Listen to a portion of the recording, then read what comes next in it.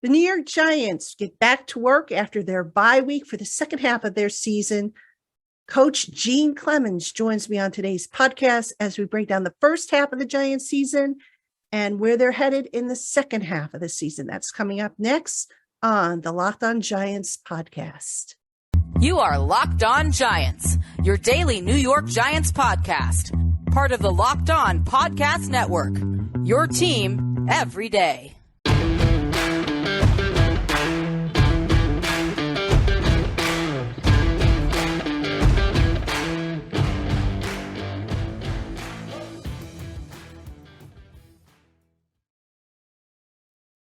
Today's episode of the Locked On Giants podcast is presented by Prize Picks.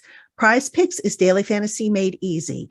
Pick 2 to 5 players, and if they score more or less than their Prize Picks projection, you can win up to 10 times the amount of your money on your entry. First-time users can receive a 100% instant deposit match up to $100 with the promo code LOCKEDON at sign-up. That's prizepicks.com, promo code LOCKEDON. All right, Giant fans, welcome to another edition of the Locked On Giants podcast, part of the Locked On podcast family, your team every day.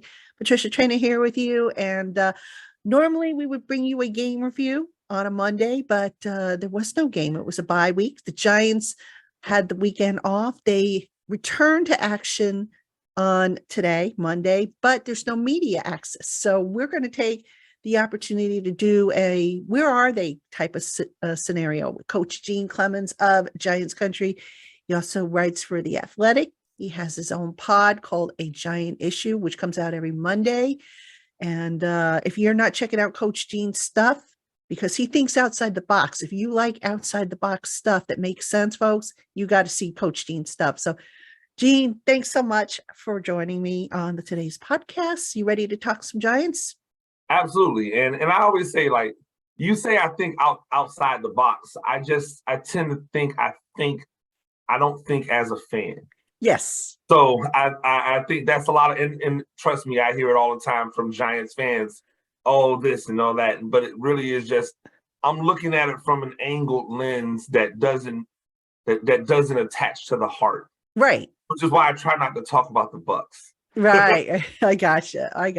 No, I meant that as a compliment, obviously, because it's like you come up with stuff and I'm like, gosh, I didn't think of that, and I've been doing this a long time too. And a lot of people, they read your stuff and they're like, oh, that's a different perspective. So that's good.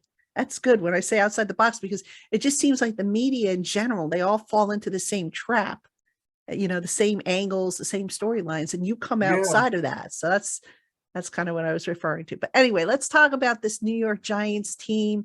6-2 start, surprised a lot of people. When you look at this team, Gene, I mean, what has surprised you most about it besides the record?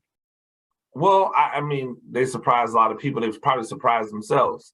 I think if we were being honest, and if the front office and coaching staff were being honest, and you said, hey, at this bye week, if you're sitting 6-2, odds on that, they probably go, But I think the one thing that's been the most surprising is the ability for the defense to absorb punishment.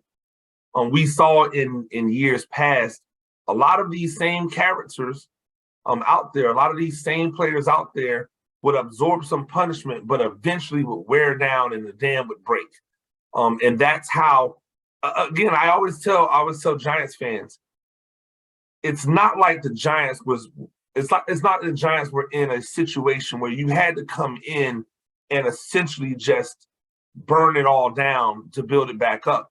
These teams were in a lot of games these last couple of years that they just lost because of ineptitude of offensive play calling, because of inability to finish on defense, and because of quarterback play letting them down in critical situations.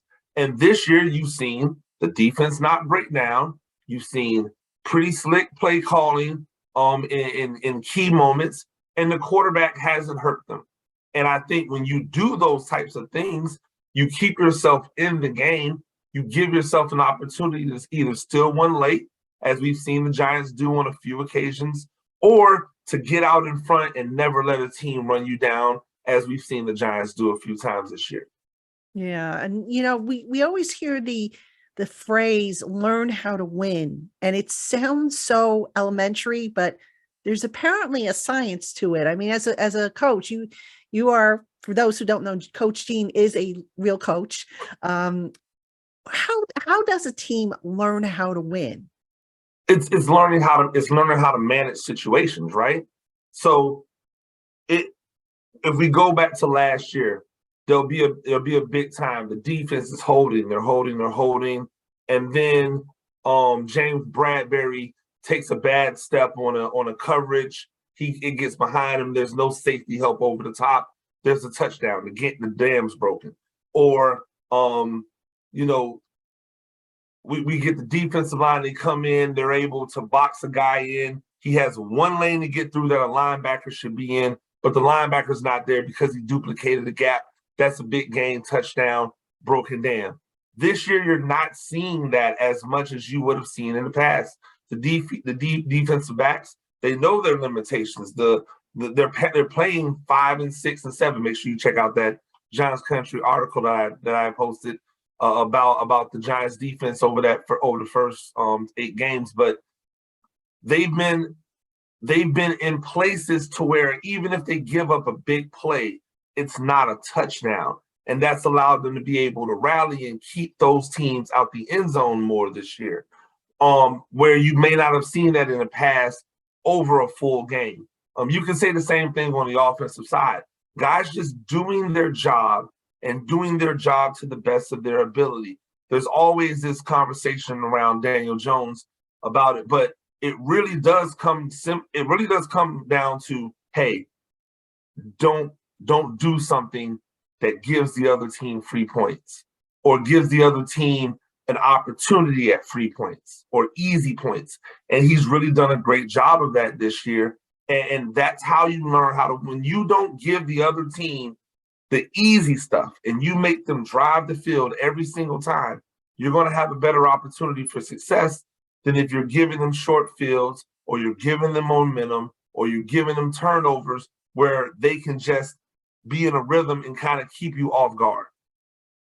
You mentioned Daniel Jones before. Let's talk about him because he is one of 2 players that just really split the fan base, probably more than anybody.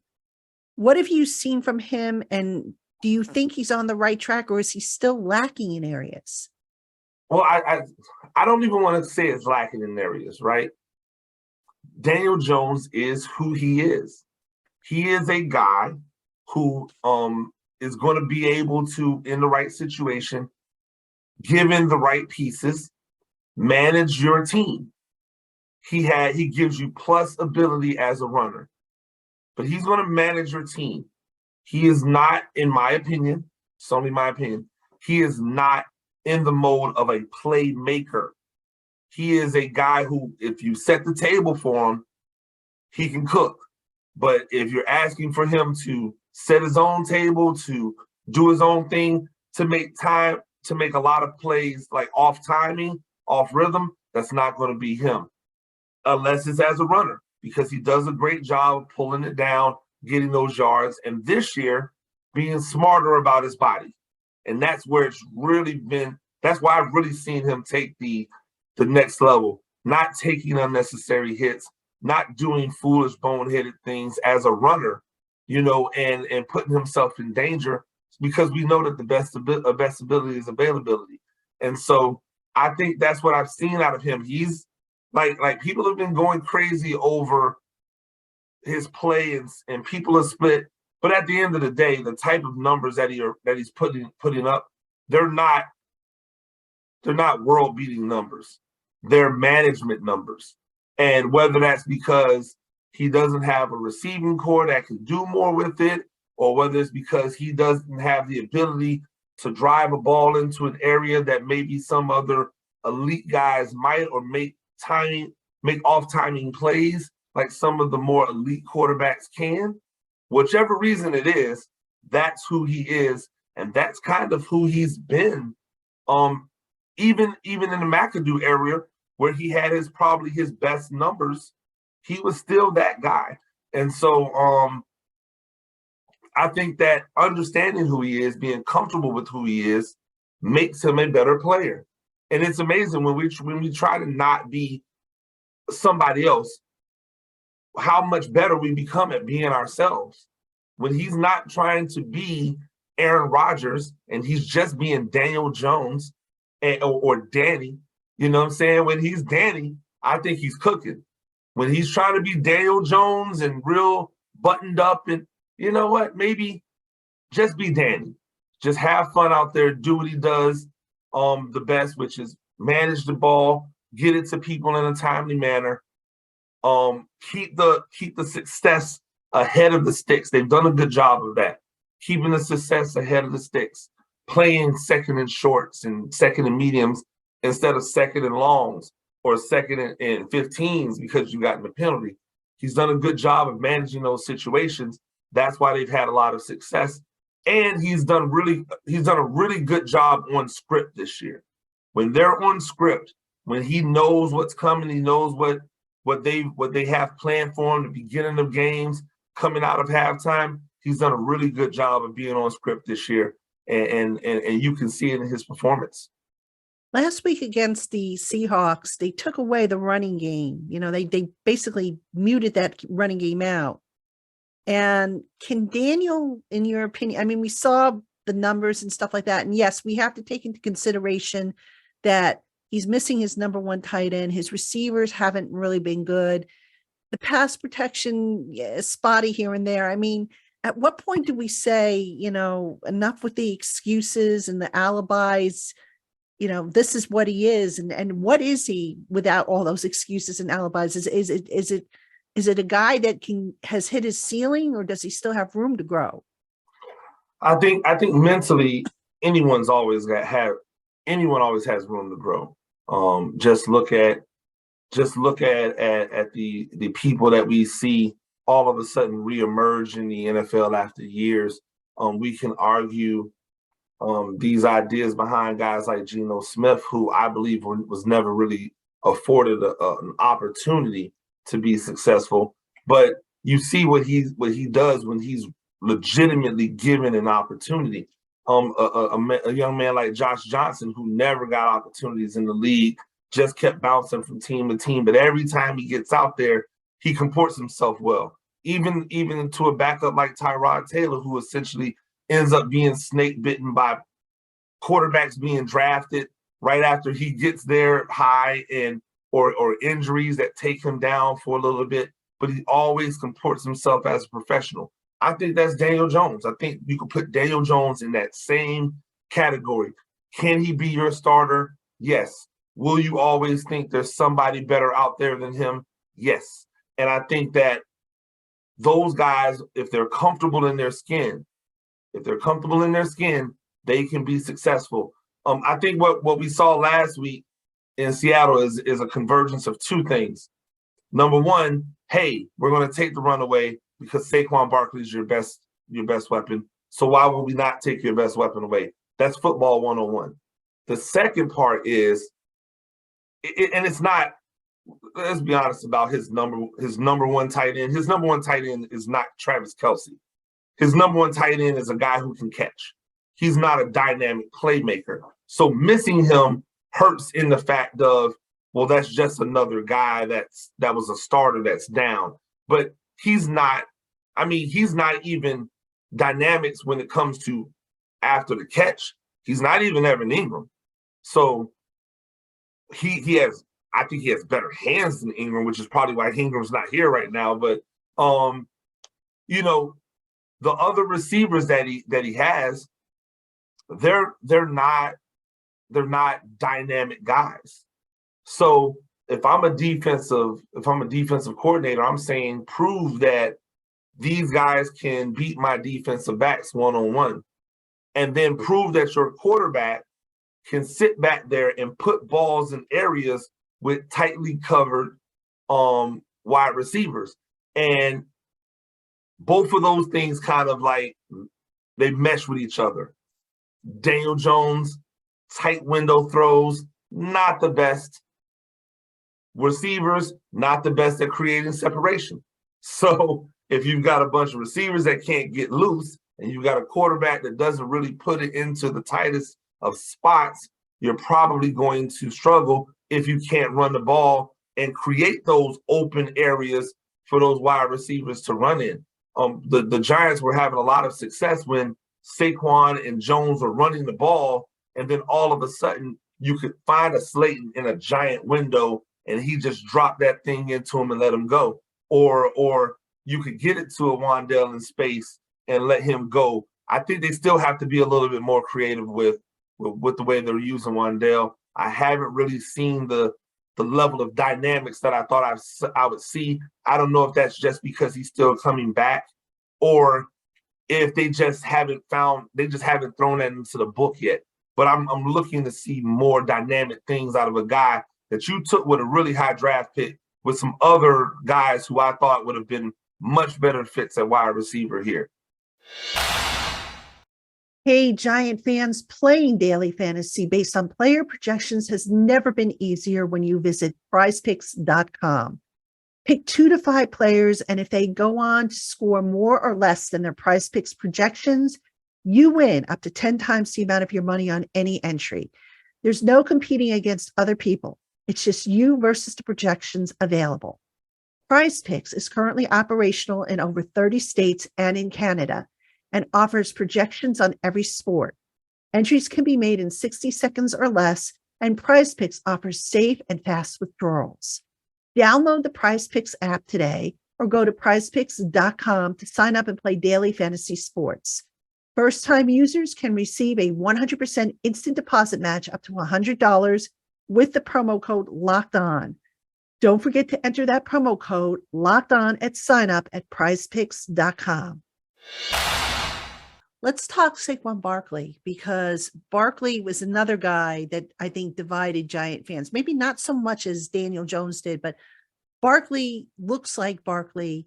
They're not using him as much as a receiver as I think they did in his rookie season. But that being said, when you look at how they're deploying Barkley, what are you seeing from him? And is this sustainable? Because like you said, opposing defenses are going to look to take him out of the game plan. So if they let's say they shut down the outside runs that Barkley's been able to find, is there enough there to where, okay, let's try him up the middle, or let's try something else? I mean, is he that type of guy, or is he just kind of, I don't want to say a one-trick pony because that's not fair to him, but is there just that kind of niche that he's in that if they take it away, that's it? Well, I think that comes down to coaching, right? We've applauded this coaching staff on their innovation, their ability to, they've got to innovate, because Saquon Barkley is a plus level receiver. He didn't just all of a sudden forget how to catch passes. He's not being afforded that opportunity at the level that he was afforded that opportunity the first 2 years of his career, which were, by the way, underneath 2 different dudes. So it's not as if he can't do the job as a receiver out of the backfield, even lining up in the slot. You're down wide receivers. Maybe you need to use him more as a receiver if they're shutting down the run. I think it comes down to innovation.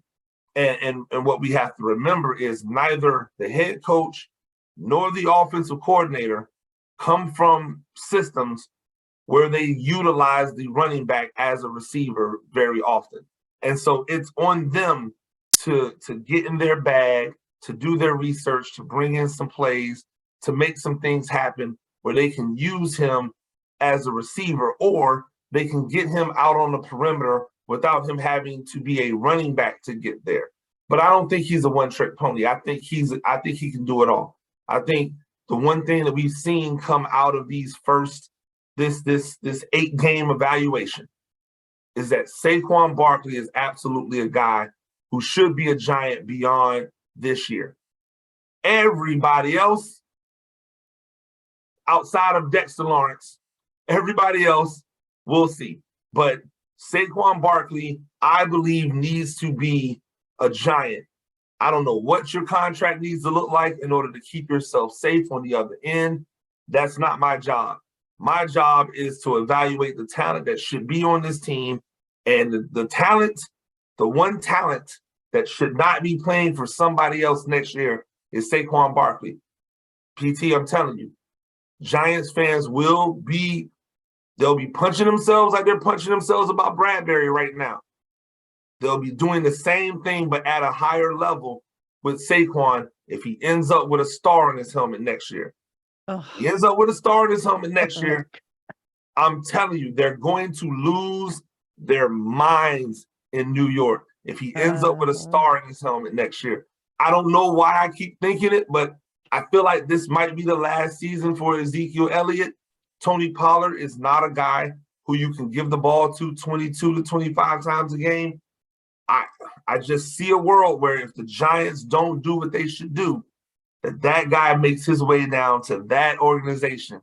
And it's going to, this New York kid down in a division rival is going to be a problem. The Giants need to do whatever they need to do to work within their means.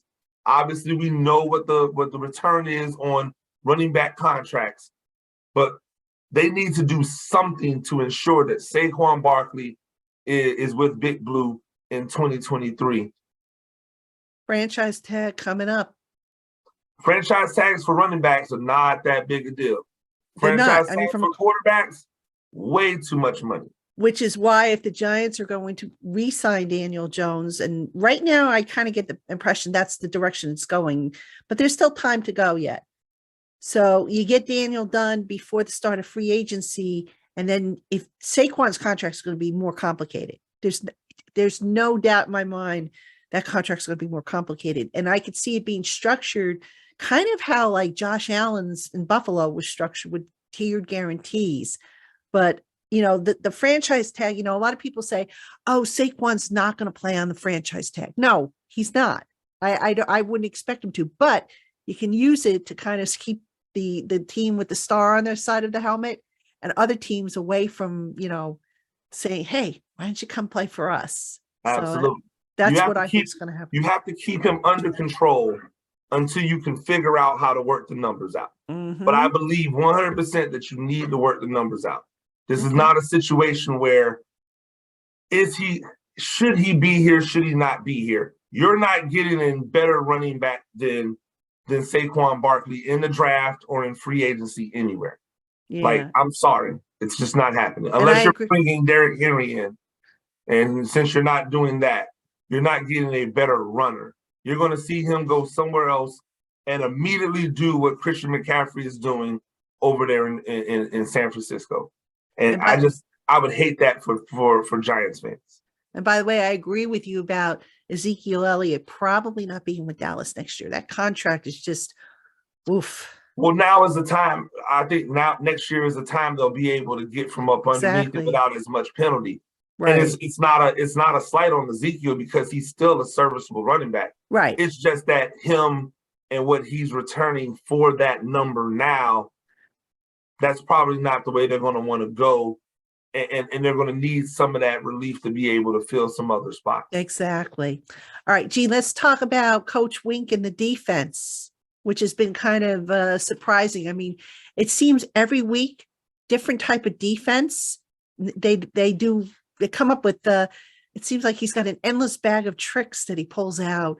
From that amoeba look that he ran, I think, a couple weeks ago, to just, some of the exotic blitzes and the stunts and twists. He's getting the most out of these guys. I mean, is there any weakness?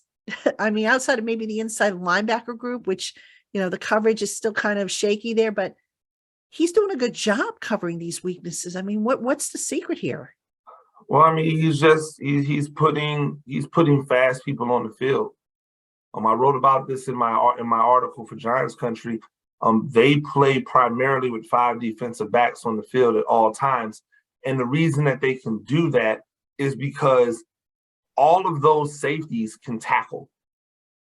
Like, all of them can tackle. They can all play in the box. Love can play in the box.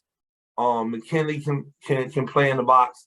Dane Belton is essentially an outside linebacker playing safety. I mean, we can call it what it is, but he's not a third level guy. They brought back in. My brain just went dead on it. The safety they just brought Landon back. Collins? Yes, sorry. They brought back in Landon Collins. Landon Collins can play in the box. You've got Darnay Holmes in the nickel. He's played safety. He can play in the box.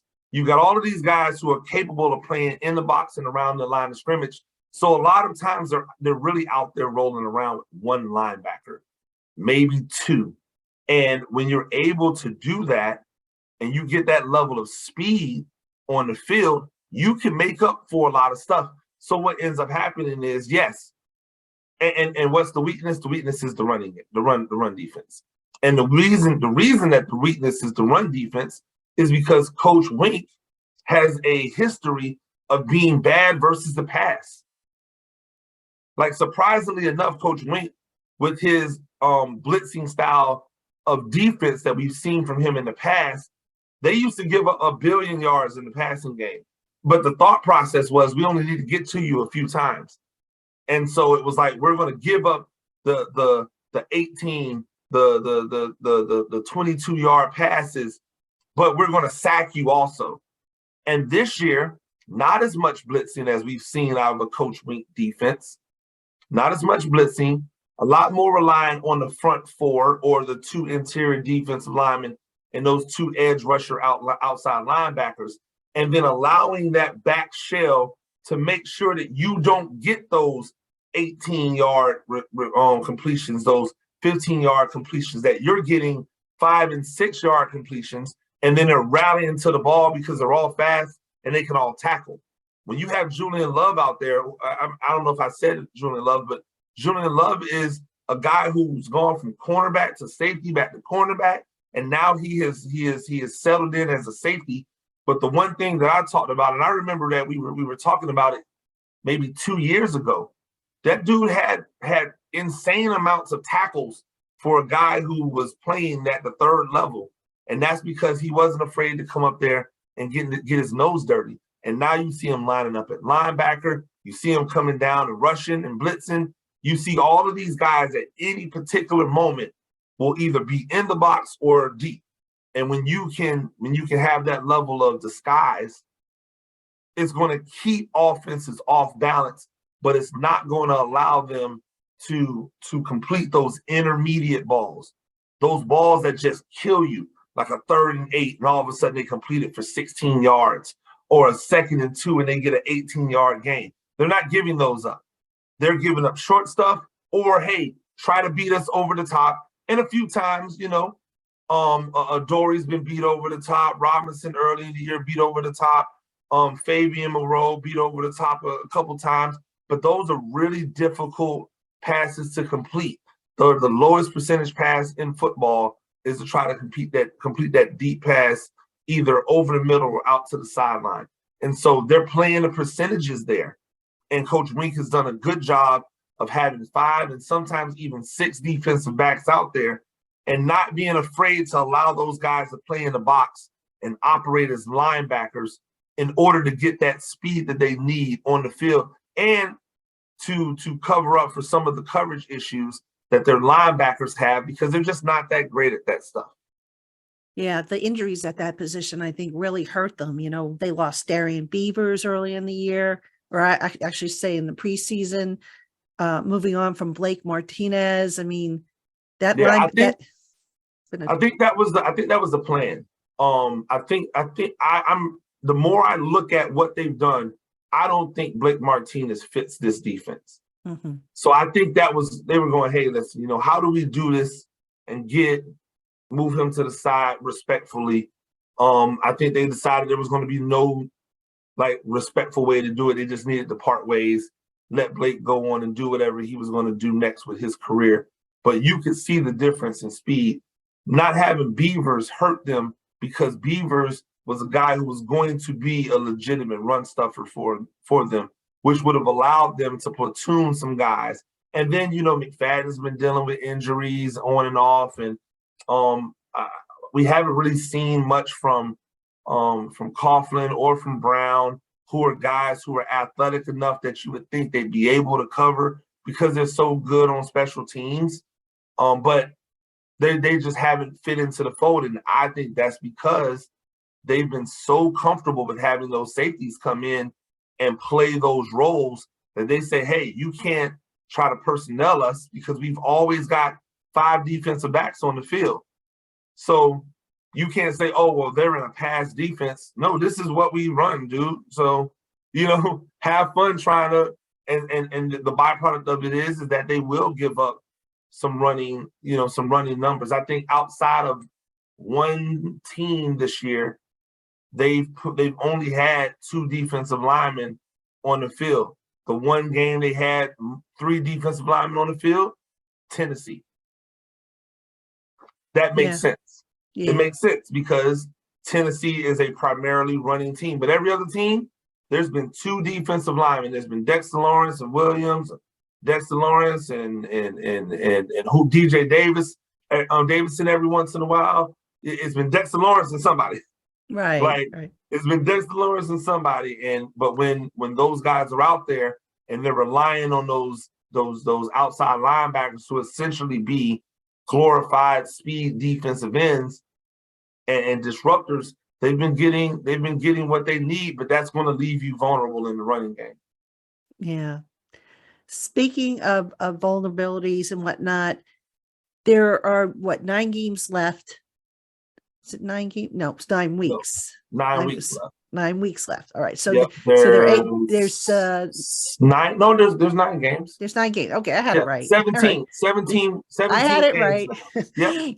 So that said, Gene, a 2-part question here.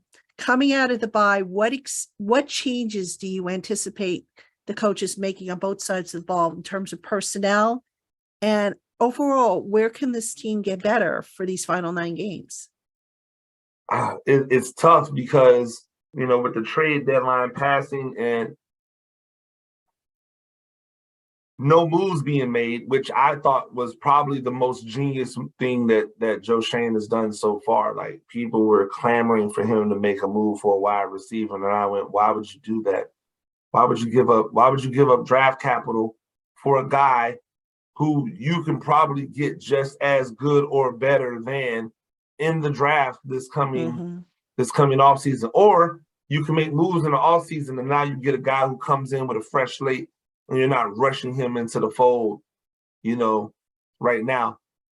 I think that the obvious answer is in the health of players coming back. I still think that Kenny Golladay can be a guy who gives you something. Everything that we've seen as of late speaks to a guy who wants to be on the field. A lot of people in the preseason were questioning whether or not he even wanted to be a part of the team. We have to take these, we got to start taking these players on their face value, right? He's saying all the right things. He's hurt. He's legitimately injured. This isn't a Kadarius Toney situation where it didn't look like the organization or the player were married to each other and eventually they divorced. Cool, great for everybody. I still think Kadarius Toney is going to be okay, but he wasn't going to be okay for the Giants because for whatever reason, they did not believe in him. Fine. I don't feel like that's the situation with Kenny Golladay. Galladay's been hurt.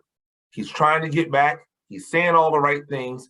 When he gets back at whatever he is now, post the injuries since he's been with Detroit, it has to be better than what's been out there to this point. You can't have situations where you're telling me, and this is the one thing that I would say Giants fans have to stop doing.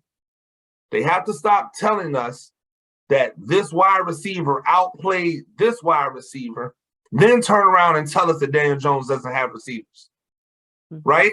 You can't tell us that Davis Mills has outplayed Kenny Golladay and then watch Davis Mills go out there and do nothing and say, yeah, but he's got a second string on wide receiver out there. No, he's not. Davis Mills is supposed to, David Seals, said Davis Mills, Jesus Christmas. David Seals, if he's the wide receiver who outplayed Kenny Golladay, then he should be getting Kenny Golladay production. He's a professional. Now, I don't think he's outplayed Kenny Golladay. I think that Golladay was injured. He was never right. He's trying to get right. And when he comes back out there, you need to throw him the ball. He is a tight window, contested catch receiver. You cannot be afraid to throw him the ball when there's a defensive back on his back. That's how he operated. That's all of the balls that he caught in Detroit. If you go and look at his highlights in Detroit, they're not him running wide open. They're him grabbing the ball over guys when everybody's around him. That's how he plays. So you have to give him the confidence to be able to do what he does. So I think that's where we're going to see the improvements to the defense. I mean, the improvements to this offense and defense happen. It's not coming from outside. It's going to come from inside with players coming back from injury, getting healthier, and being able to now be a lot deeper than they've been in the past, because you now have these other guys back in the fold on top of the dudes that have been replacing them to this point. At one point, they're going to have 9 defensive backs who have all logged significant minutes back in the fold. And once that happens, now the combinations you're able to put together based off of, down and distance and situation, it's going to be awesome for Coach Wink. And I think that's going to help the defense. Offensively, getting wide receivers back who can help, getting your tight end back who is still a value as a blocker. And you can see a little bit of the difference with him out versus the other guys that are throwing in there in the run game and his ability to block in the run game. And so getting him back is going to help to solidify or re-solidify the run game. Getting Evan Neal back as a run blocker is going to help. Even adding back in Bredesen when Bredesen's ready to go as a run blocker. We were down 2 starters. Versus a defense that's trying to stop the run. It's not going to help you it's not going to help you run the ball. So I think that the improvements to the team are going to come with the health of the players as they return. Hey, Giant fans, betonline.net is your #1 source for football betting info this season. Find all of the latest player developments, team matchups, news, podcasts, and in-depth articles and analysis on every game, both college and NFL. And BetOnline doesn't stop there. It's your continued source for all your sports wagering information, with live betting and up-to-the-minute scores for every sport. BetOnline is the fastest and easiest way to check in on all your favorite games and events, including MMA, NHL, NBA, NFL, college football, boxing, and golf. Head to BetOnline today or use your mobile device to learn more. BetOnline, where the games start. Hey, Giant fans, thanks for making the Locked On Giants podcast your first listen today. For your second listen today, check out Locked On Sports Today. From the games that matter the most to the biggest stories in sports, go beyond the scoreboard and behind the scenes with local experts and insights only Locked On can provide.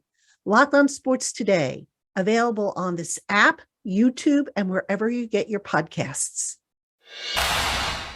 One question, though, about Golladay, I just want to follow up on something you said. We talk about fits for the offense. I have to think that certain receivers and quarterbacks are fits and some of them aren't. So that being said, is Kenny Golladay a good fit for Daniel Jones's strengths? Long-term, no. Long-term, no. But right now, your receivers are not getting separation.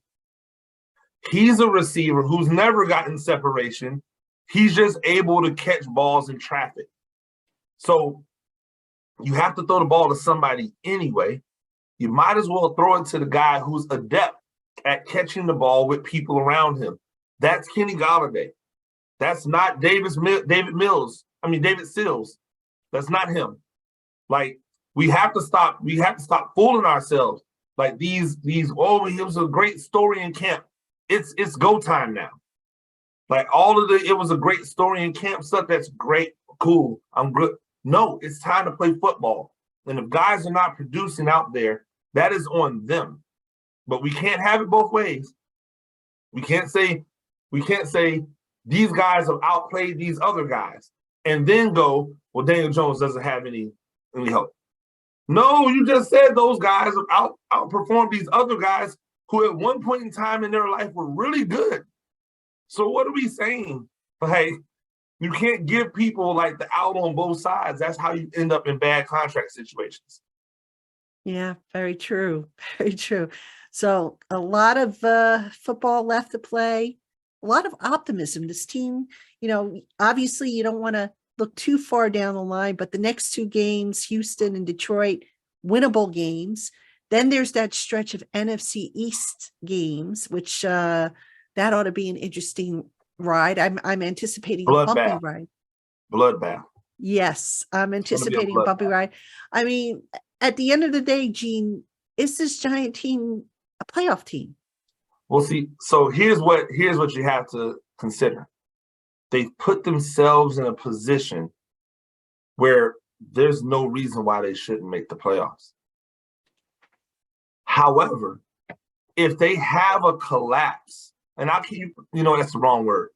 If they start losing games in this second half of the season, we can't be surprised. It's not as if they're 6-2 because they dominated teams. They're 6-2 because the little things have swung their way. And when it's slim margins, those could easily go the other way. My football team was 4-1. We finished 1-4. It was the slim margins that did us in. It was health. It was execution. So those slim margins can come up and bite them. I think this is something that has to be considered. They've got 2 games versus the Eagles, right? I don't care what any of these Giants fans are saying. The Eagles are phenomenal. They're not just good. They are really good. Mm-hmm. They're 5 to 6 deep on the defensive line. They just played a Thursday game. They didn't even have their first round draft pick on the defensive line and just totally mollywopped, that Houston team, who, by the way, will be an issue for us because they run the ball and we've had trouble stopping the run. Mm-hmm. So Houston's going to be a difficult game.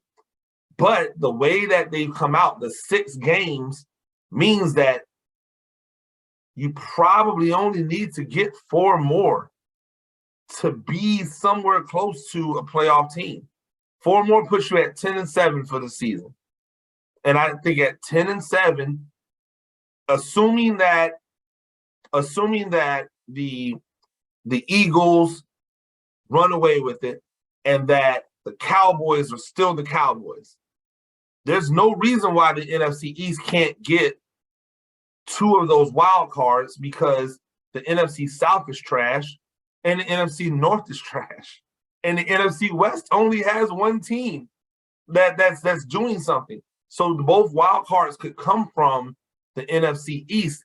But if you even get 10 wins and don't make the playoffs, that's still a great season, Giants fans. Like, you got to be positive about that season. Now, I think 11 wins is the number. That's magic. 11 wins you're in.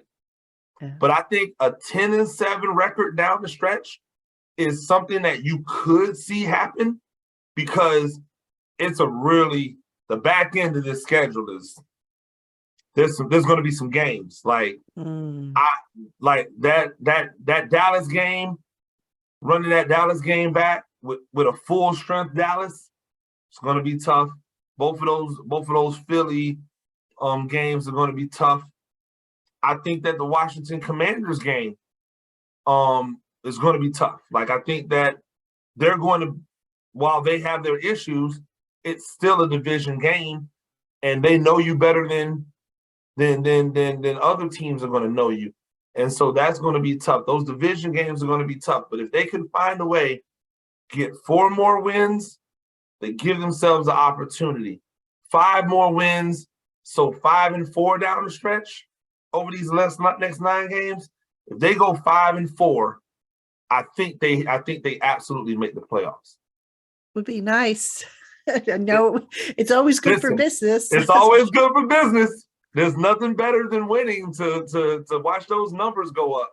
Yes, absolutely. I'm rooting for it, but I also just think it would be great for some of these players who've really been yes, like holding it down. Like Leonard Williams takes a lot of flack because he doesn't get sacks, because people don't understand football at the level they should understand football to know how valuable he is and how different that defense looks when he's not in there. But it would be great for someone like him to be able to get to a playoff game and see what that atmosphere is like after all of these years in New York with the Jets and now with the Giants and not tasting any postseason.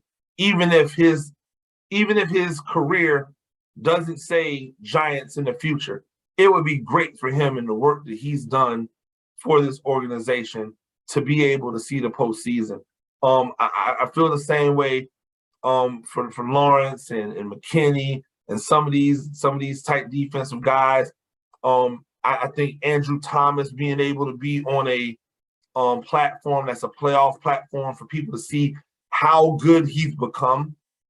It would be great for him and great for the overall notoriety of the organization, and obviously great for fans. Especially for free agency recruiting. How many times you hear guys say, I want to go play for a winner.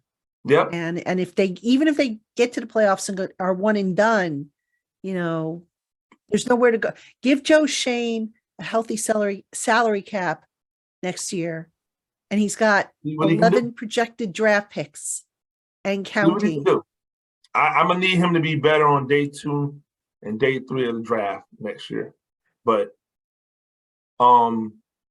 that comes. This was his first draft. Yep, so first draft. You got to. I'm willing to give him all of the leverage. Again, I thought it was a really savvy move to not do something at the trade deadline. I really thought they were going to like overpay for somebody that was not going to have any real effectiveness for the next 2 to 3 weeks. And by the time he was implemented the way he should, things may have already gone left or just not even have needed him. I thought it was really smart for him to say, you know what, let's stay pat. Let's evaluate all of these players that are here, make decisions about who are going to be here next year and who are not. Yeah, well, nowhere to go but up, certainly after almost a decade of lousy football. So, Shane looks like they've got him on the right track. This coaching staff has done a fantastic job. Coach Wink, Coach Kafka. I like the direction the team's headed in. I think brighter days are ahead. And even if they stumble and they finish, like you said, 5-4 these last 9 games, it's still a lot better than I think most of us thought they would be. Yeah. But 5-4 the last 9 games wouldn't be stumbling. 5-4 the last 9 games, you're going to the playoffs. Right. Like but that's the beauty of what they've been able to do in the first half. That 6-2 record has set them up to be able to be 500 or better and make a playoff run. Like, that's fantastic. That's all you need. That's all you're asking for. Just be now. Hopefully, those losses don't come back to back to back, because we know how quickly Giants fans will just go, "Whoa, it's me." Yeah. Like they'll see the doom and none of the none of the highlights. They'll just forget about that 6-2 record at the beginning and go, "Oh my God, we're bad. We suck our game." That kind of thing. But I really think that 4-5, 5-4 is probably going to be the way it shakes out in the second half. And I think a 10-win to 11-win season is a great season for the Giants. Fingers crossed. I'll take it for sure. So, all right, Gene, great stuff as always. Appreciate you coming on with me. Giant fans, you can check him out on Giants Country. He's got some stuff that should be out by the time you see this podcast. You can check out his podcast every Monday, A Giant Issue. He's also over on The Athletic. He's an up and comer, folks. I mean, he's been around as a coach for a long time, but as a talent evaluator, his work's finally getting recognized, and he does a great job. So make sure you follow him on Twitter. Thanks so much for tuning in to the LockedOn Giants podcast, making us your first listen of the day, or if watching on YouTube, your first watch of the day. We'll see you tomorrow for Twitter Tuesday. And as we get back on track, as the Giants return from their bye. Have a great one, everybody.